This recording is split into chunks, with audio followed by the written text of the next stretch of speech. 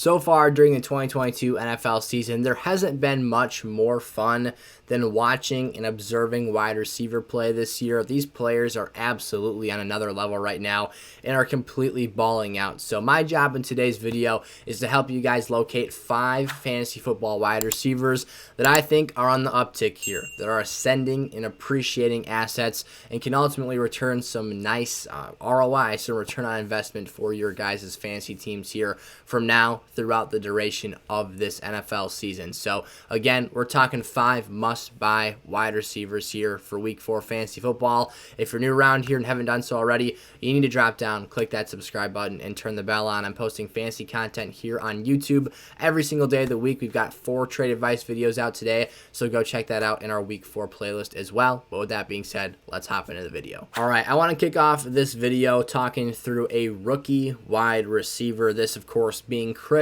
Olave of the New Orleans Saints. Chris Olave has absolutely broken out. I talked about this in the lessons learned video for Week 4 fantasy football, or for Week 3 rather, the takeaways from that week in that current point in time. But in that video, I essentially stated that Chris Olave, one could argue, has broken out. I've thought about that even further, and he absolutely has here. When you observe the last 2 weeks of performance from Chris Olave, there is so much to like here. There is so much opportunity to be had, and his numbers in terms of his fantasy football ceiling could absolutely erupt through the roof at any point in time here. This is a player who currently is number 1 in air yards in the National Football League, that being the distance that the football travels from quarterback's arm to receiver's hands here. Jameis is not hesitating whatsoever to cut that puppy loose and throw him rockets downfield all day. Against the Carolina Panthers this week, he was easily the team's top target. Now, the team did lose Jarvis Landry and Michael Thomas. In their absence, Chris Olave secured 13 total targets. Now, I know what, some of you are already on your way down in the comment section to type, hey, Chris Olave only did that because Jarvis and MT ended up exiting the contest.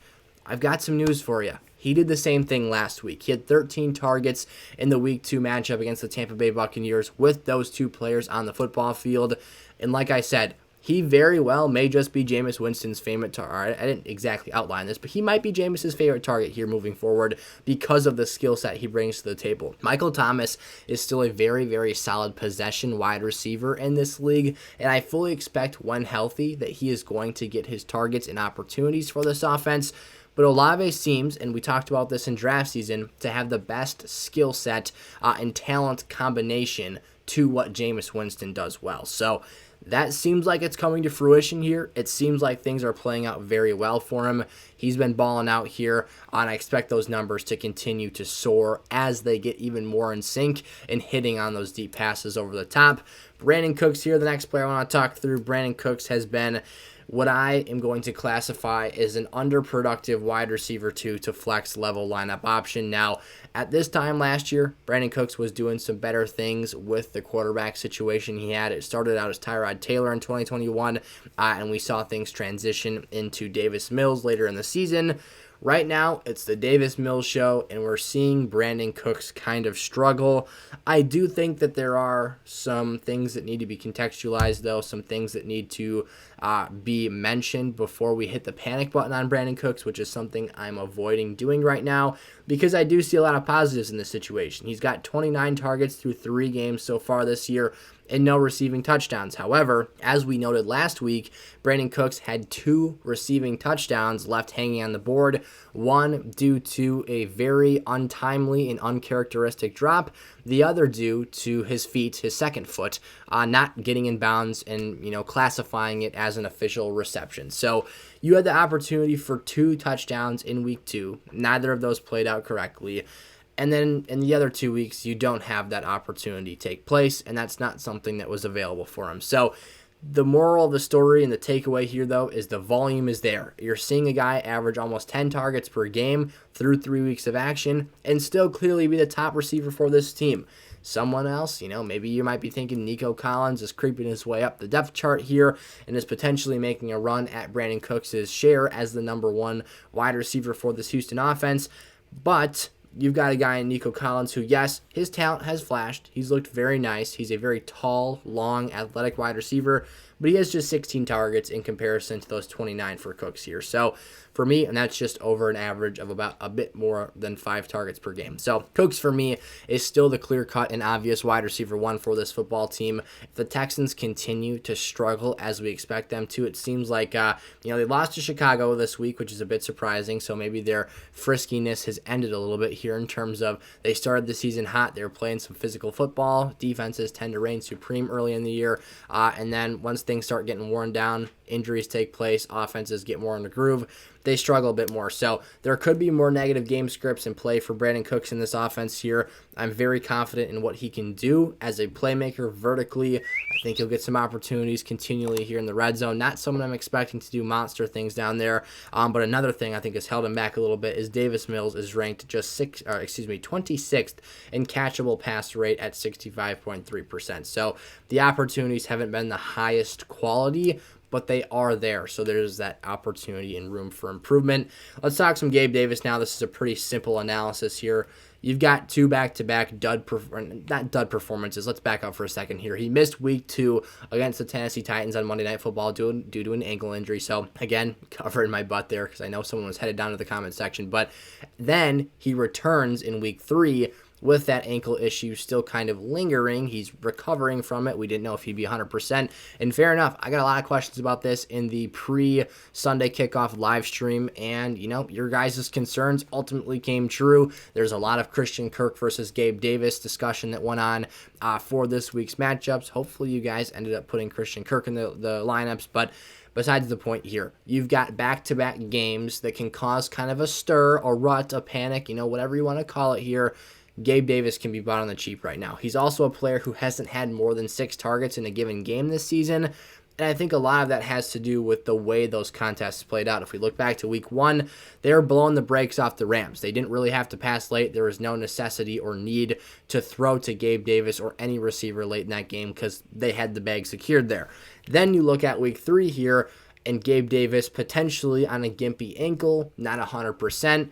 It's another unique situation. So I will say as well, when that game was up on the screen for me, I saw Gabe Davis getting targets. He was straight up getting locked up. And I know ankle injuries, if you watch the Vikings and the Lions play this week, Amon-Ra St. Brown suffered an ankle injury, and he couldn't get out of his breaks the same. He did not look like the same player. So I understand Gabe Davis's injury issues to the point where it might impact his play here. If that's the case, I'm not worried about him. He simply needs to get healthy here, take advantage of someone panicking on the situation. Maybe they think, I should have bailed on him after week 1. He had this great game, should have moved on. I don't think that's the case. You're still tied to Josh Allen, an elite NFL quarterback. You've still got vertical stretching ability, red zone opportunity with your size and speed. There's a lot of stuff to like here. I'm buying low on Gabe Davis and taking advantage of that kind of public misconception of things that might be going on right now, just in terms of the consensus and the overall community. So if you've got that opportunity to buy low, definitely pull the trigger there. And now we're going to move into 2 rookie wide receivers to end off today's video. The first being Drake London of the Atlanta Falcons. And when you watch this guy, it is absolutely undeniable the talent on display here. This is a guy who is just a super good, agile mover in space. And for someone that's 6'4", nearly 6'5", 215 pounds, he's just an athletic, I don't know. He's an anomaly. There we go. That's the word I was searching for there. There's not many guys that can do the things that Drake London can do in space, and you see him line up as this big slot option for this team, and you understand why he's putting up the numbers he does. He's a mismatch in any given circumstance almost. You've got Kyle Pitts out there as well, stressing the defense in his own ways.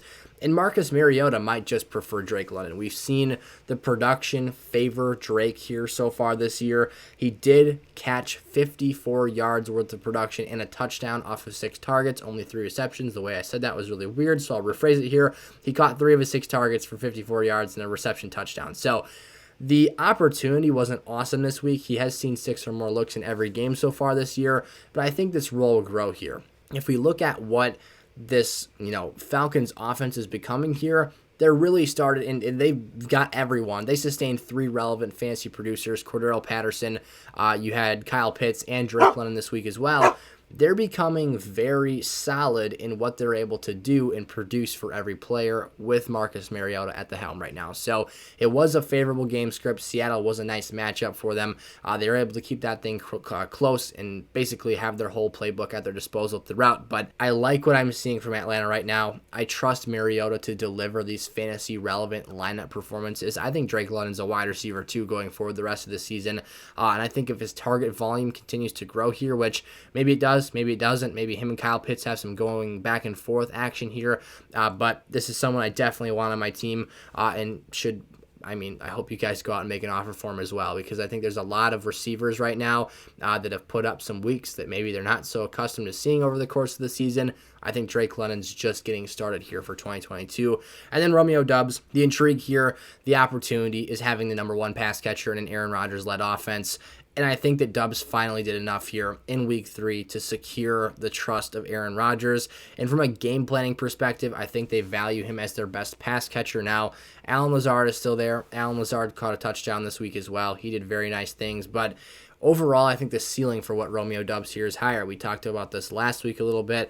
I just think that as pass catchers, there's more of an opportunity as playmakers for Doubs and Christian Watson in this offense to really stretch the field or to be used in, kind of a multifaceted fashion when you talk about lining up all over the field and running different types of routes. And Romeo Doubs really excelled this week. He had the opportunity with Sammy Watkins on IR with his hamstring issue, Christian Watson being an inactive player this week.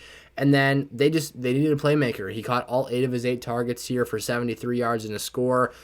And he just looked like the guy that Aaron Rodgers is going to in big spots. Now, yes, again, Lazard had some big plays. Cobb made some plays as well, but I will mention Randall Cobb has played 61% or fewer of the offensive snaps for this team each week this year. So opposed to Romeo Doubs, who just had a season and career high 89% snap share in week 3 against Tampa Bay. So you've got the size, you've got the ability to be a playmaker. He's still a pretty raw talent, but I think they'll continue to try and factor him into their offense each week. If you're getting this type of production out of him, he's a flexible player in a given matchup and can be someone that really contributes, especially in those juicier matchups here going forward. I'll be watching him very closely in week 4 against the New England Patriots, but I do think that with the current situation and infrastructure, just who's available and who's not for Green Bay's passing core, Romeo Doubs is the option to have in those fantasy lineups. So there you guys have it. I appreciate you tuning into today's video. Remember, check out some of those other trade segments on the channel for today, and click that like button before you head on out as well. Again, appreciate you guys. Let me know your questions down in the comment section below, your trade scenarios for week 4 fantasy football, and I'll see you in the next video. Peace out.